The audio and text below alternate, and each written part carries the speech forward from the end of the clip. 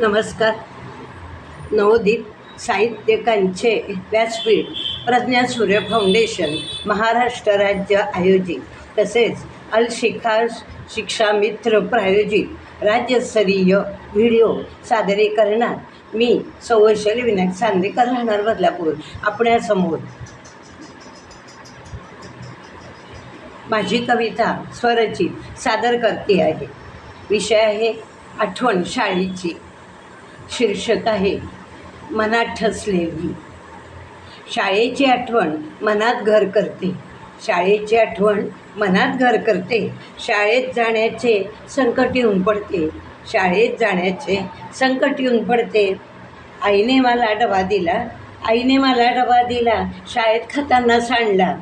आईने मला डबा दिला. शाळेत खाताना सांडला. मी रडत बसलेली बाजूच्या मैत्रिणीने खूप हसल्या. मी रडत बसलेली बाजूच्या मैत्रिणी खूप हसल्या. नीतू नावाची मुलगी मात्र डबा तिचा घेऊन आली. नीतू नावाची मुलगी मात्र डबा तिचा घेऊन आली. आपण दोघी डबा खाऊ. रडणे आता बंद कर म्हणाली. रडणे आता बंद कर म्हणाली. बाकी मैत्रिणी गप्प झाल्या.